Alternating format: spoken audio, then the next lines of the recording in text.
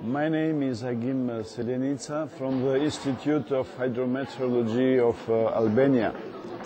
I am a hydrologist, and this afternoon I presented a paper about the flood potential in Albania. The subject is very interesting and important because, as you might know, the floodings, they causes a lot of damages, especially in the lowland of Albania. In the framework of a project financed by UNDP, this study was carried out especially in order to compute the flood parameters, and finally to have a map which showed the distribution in the territory of the flood potential.